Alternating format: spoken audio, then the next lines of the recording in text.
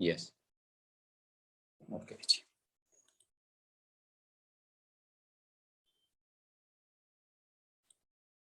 ठीक है जी, तो हमारे पास क्वेश्चंस थे, ये एक टेस्ट मेरे पास है सामने। इन कॉन्ट्रैक्शनरी एग्रीगेट डिमांड, ठीक है जी। अब यहाँ पे ना एक चीज मिसिंग है, यहाँ पे होना चाहिए था इन contractionary monetary policy,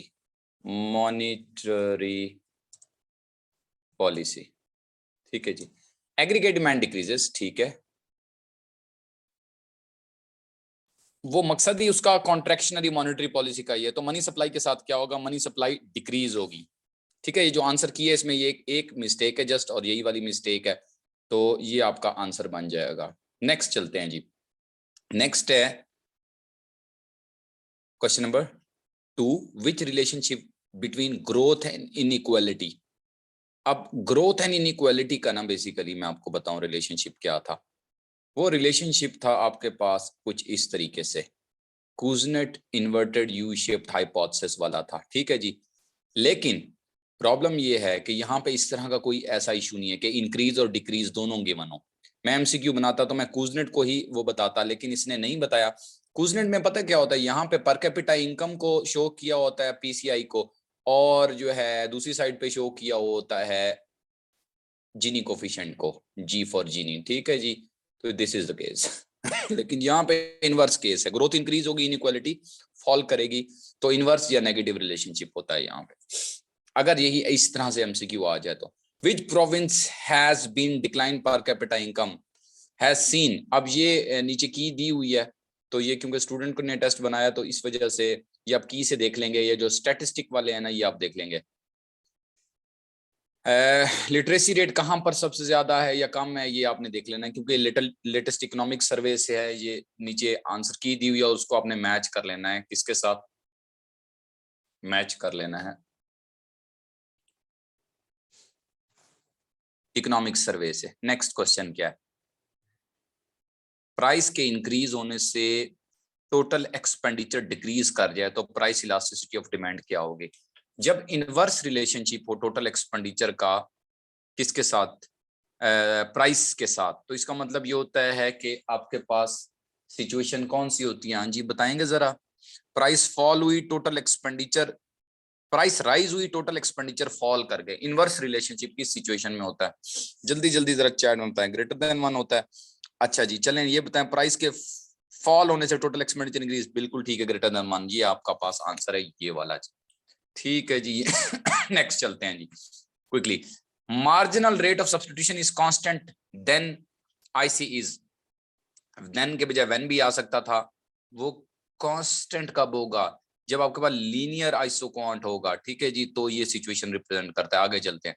HDI presented by, HDI is presented by Mahbubul हक, लेकिन कोई भी बुक क्लेम, कोई भी बुक में, मतलब वैसे तो महबूबुल हक नहीं पेश किया, लेकिन यूएनडीपी आ गया। इंटरनेशनल बुक्स के अंदर ज्यादातर यूएनडीपी आ रहा होता है। When TP is maximum, total product is maximum, तो क्या हो रहा होता है, ये तो बहुत सिंपल सा है, ये आपके पास हो गया, marginal productivity of labour is 0, और कोई ऑप्शन बचता नहीं है। In production theory which stage is suitable, production theory में कौन सा स्टेज जो है वो सूटेबल, ये बेसिक है, कुछ एमसीक्यूज टफ होंगे दूसरे टेस्ट के अंदर।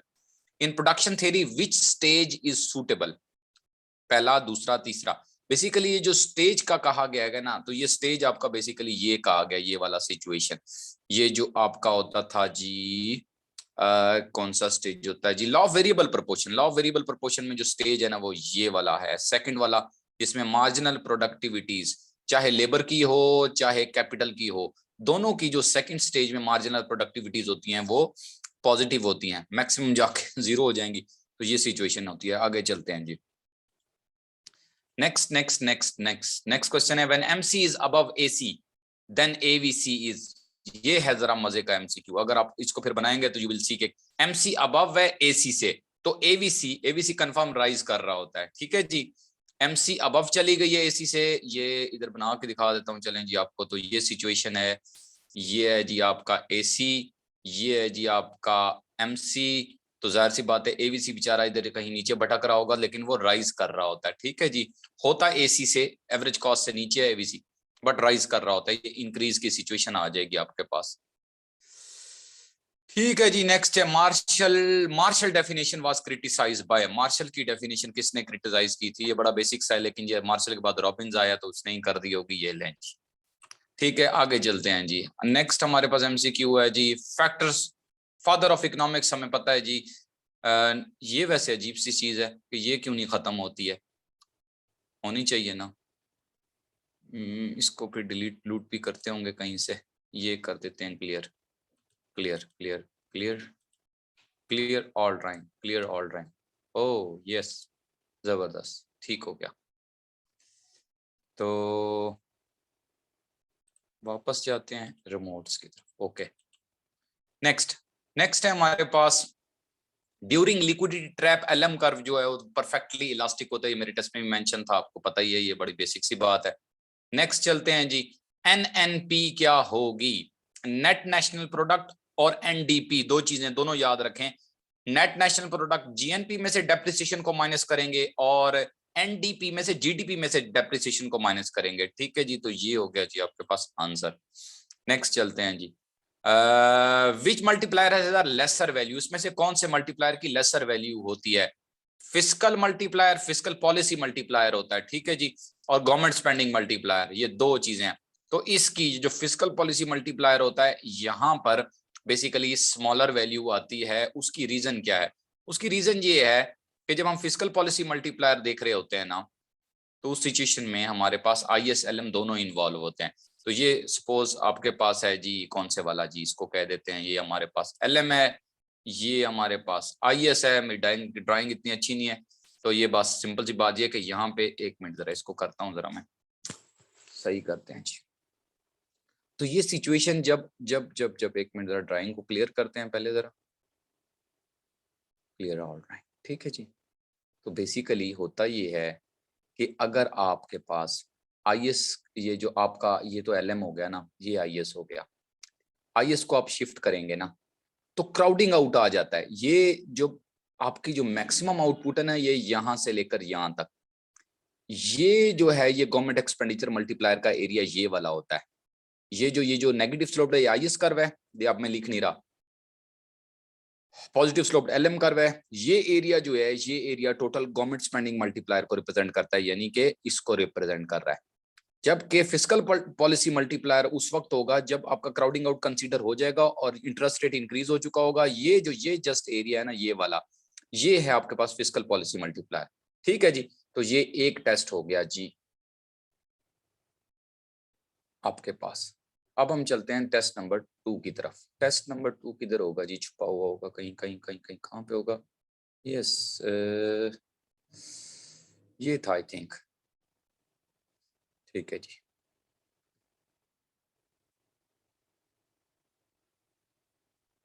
ये नजर आ रहा है अभी जी आपको? ये टेस्ट विजिबल है आपको? मुझे जरा चैट में बता दीजिएगा।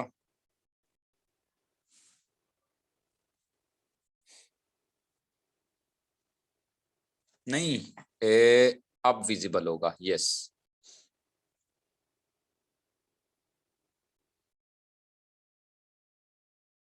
अच्छा ठीक है, वो शेयर नहीं हो रहा, उसकी रीजन है, इसको करते हैं बंद। न्यू शेयर करते हैं, वो कह रहा है न्यू शेयर में जाएं आप, न्यू शेयर में जाएं और यहां जाऊंगा, यस। अब देखें, अब विजिबल है, अब विजिबल होगा। Just see this, yes, okay, ठीक है जी। अब ये हैं जी question, yes yes yes yes yes yes, okay okay okay okay okay okay, ठीक है जी।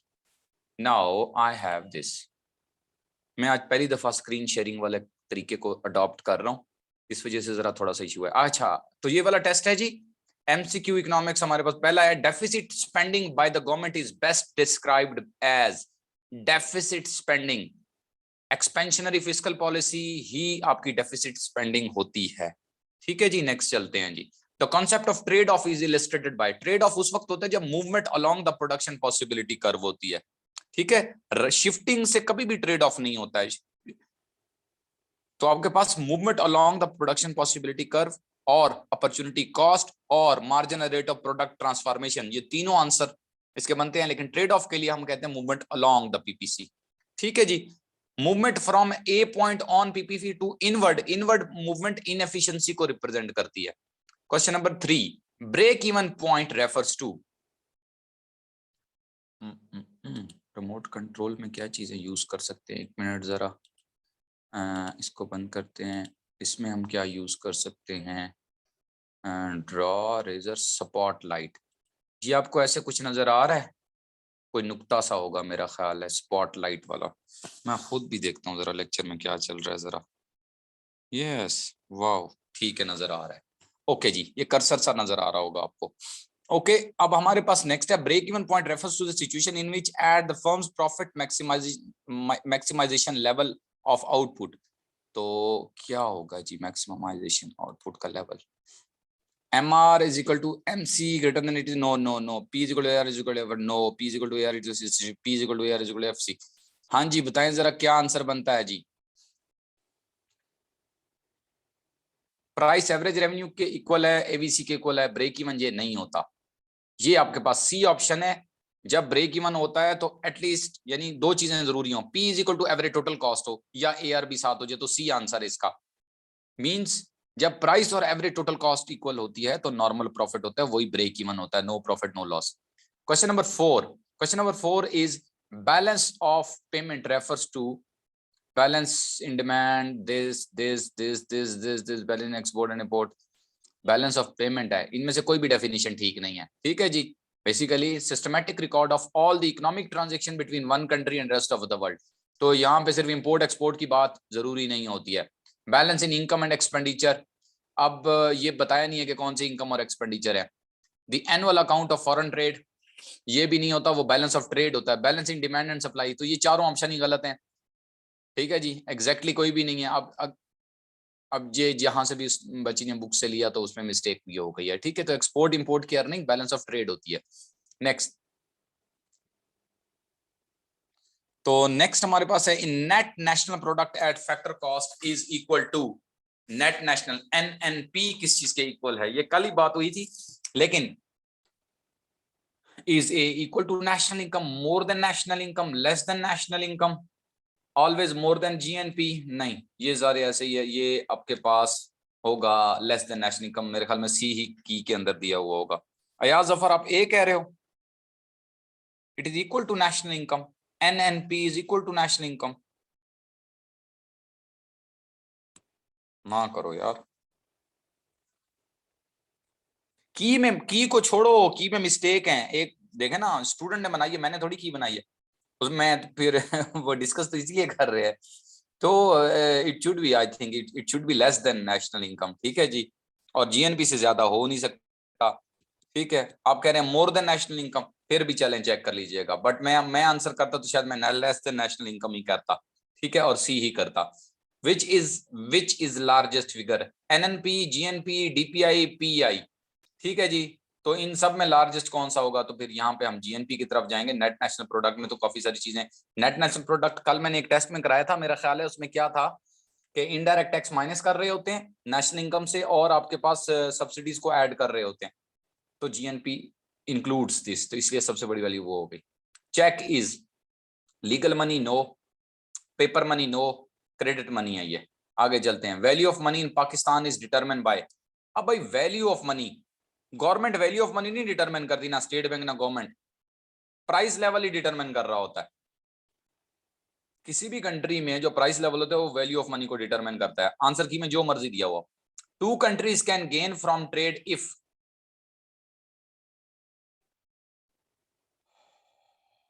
if cost ratios are different, tariff ratios are different, price ratios are different, A and C। अब गेन कब होगा? ठीक है, आपके पास ये प्राइस रेशियोज है। बेसिकली प्राइस रेशियोज कैसे होती है? PX ओवर PY, जिसे कहते हैं टर्म्स ऑफ ट्रेड। तो वो डिफरेंट होंगे तो ही गेन होगा, क्योंकि दोनों की जो कॉस्ट होगी वो, यहाँ पे कॉस्ट रेशियोज आर डिफरेंट भी दिया हुआ है, कॉस्ट रेशियोज आर डिफरेंट। अब ये रेशियोज बेसिकली ये W ओवर R हो सकता है। ठीक है जी, तो इसलिए A और C दोनों ठीक है, A और C दोनों ठीक है। Credit money is controlled by, credit money is controlled by, simple सी बात है। क्रेडिट क्रिएशन करता कौन है? कमर्शियल बैंक ही करता है। लेकिन यहाँ पे ये है कि क्रेडिट मनी, अब ये देखे ना, क्रेडिट क्रिएशन क्योंकि कमर्शियल बैंक्स करते हैं, तो यहाँ पे इसने कंट्रोल की बात कर दी है। कमर्शियल बैंक्स तो बाउंड होते हैं सेंट्रल बैंक के अंडर ना, अब की में देख लीजिएगा। लेकिन बात ये है कि ये दोनों चीजें इस सेंस में कंफ्यूजिंग होती हैं कि कंट्रोल कमर्शियल बैंक के पास भी होता है, बट सेंट्रल बैंक भी कह सकता है कि भाई आप ये बताएं, ये रिजर्व रिक्वायरमेंट इंक्रीज डिक्रीज करें, ठीक है जी। और और क्रेडिट राशनिंग भी वो कर रहा होता है, मार्जिन रिक्वायरमेंट के बारे में भी हुक्मनामा फरमा रहा होता है, ठीक है जी। तो ये यहाँ पर बेहतर फिर सेंट्रल बैंक ही होगा। आगे चलते हैं। As output increases, average cost curve कभी भी शिफ्ट नहीं होता, ठीक है। Falls, rise, remain constant, all of this. तो रिमेन कांस्टेंट ही आंसर बनता है। उसकी रीजन ये कि वो शिफ्टिंग नहीं करती कॉस्ट। ये आप सोचे ना, इंक्रीजिंग आंसर की में जो भी हो, फॉल्स लिखा हो या जो भी, एवरेज कॉस्ट कर्व फॉल नहीं करता, एवरेज कॉस्ट तो फॉल करेगी, कर्व रिमेन्स कांस्टेंट, वो शिफ्ट नहीं होता। Rising general price level shifts LM curve, LM curve price level के चेंज होने से बैकवर्ड शिफ्ट होता है। एग्रीगेट डिमांड की जो डेरिवेशन थी उसमें मैंने आपको पढ़ाया था, प्राइस लेवल जैसे ही राइज होगा एलएम कर्व बैकवर्ड शिफ्ट होता है, आप इसे लेफ्टवर्ड कह सकते हैं, ठीक है जी। अप टू द लेफ्ट ये होता है जी, बी आंसर है। Every factor of production gets reward equal to its, every factor of production gets reward equal to its cost, price, margin of product, ये सी आंसर बनता है। Agriculture price support programme is an example of what, government intervention होती है ये वैसे। A price floor, a price ceiling, equilibrium price, none of above. अच्छा, floor और जो होती है ना सीलिंग, ये हमेशा ही मुझे इसमें मिक्स रहता हूँ, मैं तो मैक्सिमम और मिनिमम प्राइस ही देखता हूँ। तो आप देख लीजिएगा कि फ्लोर ऊपर होती है, सीलिंग नीचे होती है, सीलिंग ऊपर होती है और फ्लोर ऊपर होती है, इसको देख लेना आप लोगों ने खुद ही। बस एक चीज याद रखें, मैंने भी आज तक इतनी मेहनत नहीं की इस मामले में कि मैं प्राइस फ्लोर को देख के इसके आगे सामने लिख दूं। आप फ्लोर के सामने लिख दे मैक्सिमम है या मिनिमम है, ठीक है जी। तो इसको देख लीजिएगा, ये अभी मेरे जहन में नहीं है कि फ्लोर और सीलिंग, मैं हमेशा जब भी देखता हूँ फिर नेट से देखता हूँ फ्लोर मैक्सिमम होती है या मिनिमम होती है, इसको देख लेना। द इनकम, एक मिनट, इसने कहा है एग्रीकल्चर प्राइस। अच्छा, एग्रीकल्चर प्राइस जो होती है वो मैक्सिमम प्राइस होती है? नहीं जी, वो मिनिमम प्राइस होती है, याद आया। प्रोड्यूसर को सपोर्ट करती है एग्रीकल्चर प्राइस और वो मिनिमम प्राइस होती है। तो क्यों उसे सपोर्ट प्राइस भी कहते हैं, मिनिमम प्राइस भी कहते हैं, और उसके बाद फिर सीलिंग या फ्लोर में से कोई होगा, नाम देख लीजिएगा। इनकम इलास्टिसिटी, फ्लोर अबव होती है ना, बस ठीक है, फिर प्राइस फ्लोर होती है। आगे चलते हैं। आगे है जी, the income elasticity of luxury good is, luxury good की इनकम इलास्टिसिटी इलास्टिक होती है, क्योंकि जैसे जैसे इनकम बढ़ती है ना तो हम जाते हैं लग्जरी गुड्स की तरफ, तो ये ग्रेटर देन 1 होती है, ठीक है। सी आंसर है इसका, सही हो गया जी। वॉइस कम हो गई है, अभी आवाज आ रही है मेरी आप लोगों को? अम्मार खान साहब, मुजफ्फरगढ़ तक आवाज आनी चाहिए, मेरा ख्याल है अम्मार साहब को। यार मैंने आपको बार बार बता रहा हूँ की को मत देखें, की में मिस्टेक भी हो जाती होती है। आवाज कम हो गई है, अल्लाह वाकई कम हो गई है।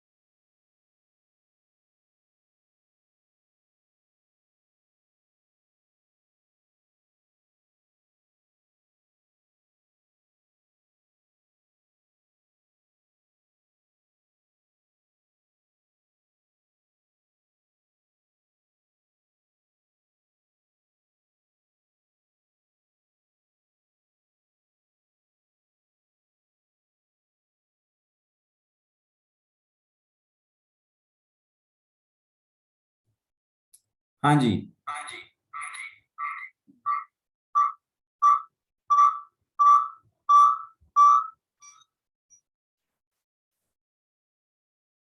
मैं अभी आपको बताता हूँ।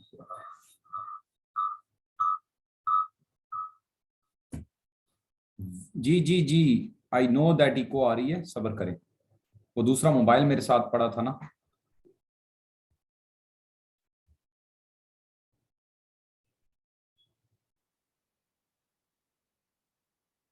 ओके, अभी आपको आवाज आ रही होगी। अभी आवाज क्लियर आ रही है ना? बस मुझे मैसेज में बता दीजिएगा। अभी हमारे पास क्वेश्चन है जी, next. There are two noteworthy difference between monopolistic and perfect competition: reserve capacity and markup, excess capacity and markup, reserve capacity and excess capacity, none of above। हाँ जी, बताएंगे जरा, सॉल्व किया होगा आप लोगों ने, किस किस ने सॉल्व किया ये?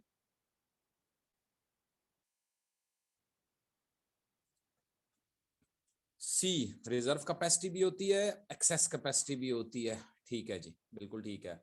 There are two main noteworthy difference between monopolistic competition. Perfect competition के अलावा मोनोपोलिस्टिक में क्या होता है ये उसने पूछ लिया। आगे चलते हैं। When oligopoly grows in size, the magnitude of price effect will be affected in which way? It will rise, it will fall, it will remain constant, and none of above।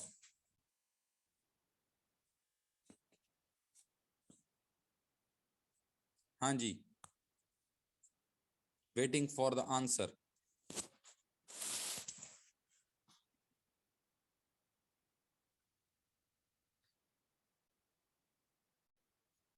अच्छा, आप पता है क्या ये इस किस सेंस में ये कहा गया? कहा किस सेंस में गया ये?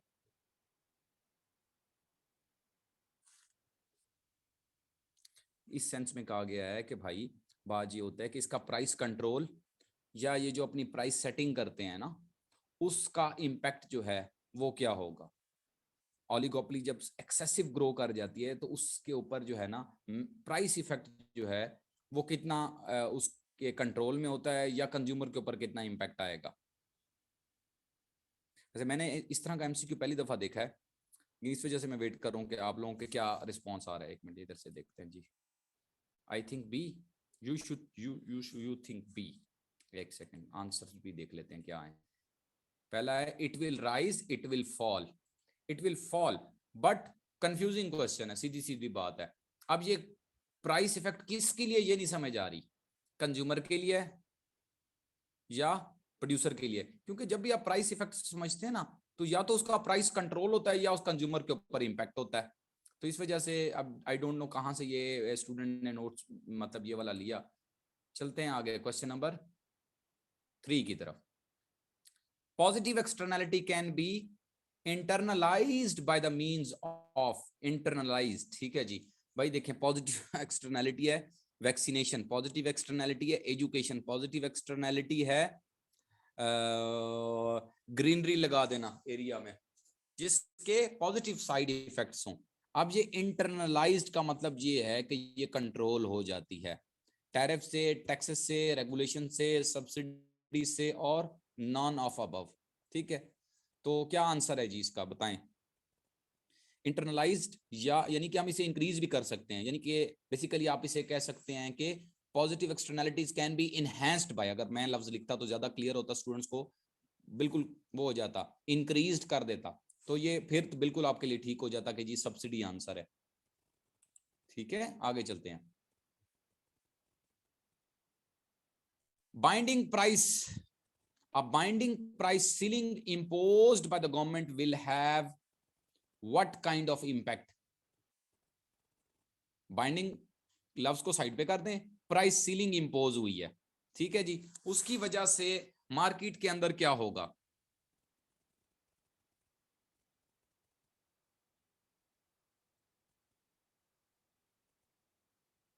सीलिंग ऊपर होती है नीचे होती है?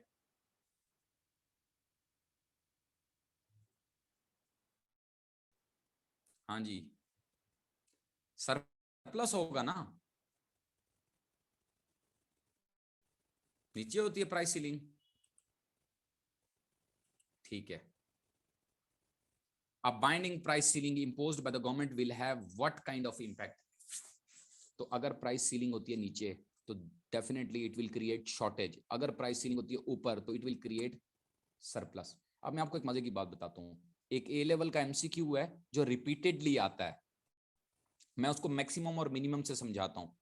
मैक्सिमम प्राइस होती है इक्विलिब्रियम से नीचे और मिनिमम प्राइस होती है इक्विलिब्रियम से ऊपर, ठीक है, ये बात तो पहले क्लियर हो गई।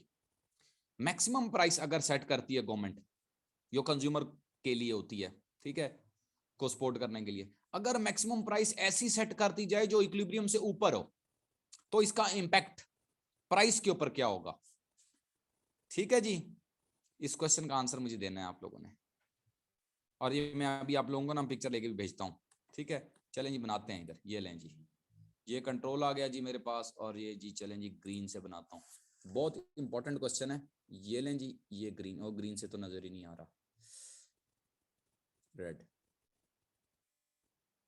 ठीक है। ये है जी हमारे पास सपोज सप्लाई, ये है जी हमारे पास डिमांड, और मैक्सिमम प्राइस, मैं मैक्सिमम की बात कर रहा हूं, मैक्सिमम प्राइस ये सेट हो गई है, गवर्नमेंट ने सेट कर दिया है maximum price above the equilibrium, equilibrium पे 100 रुपए 120 सेट कर दिया है, प्राइस पे इसका क्या इंपैक्ट होगा बताएं?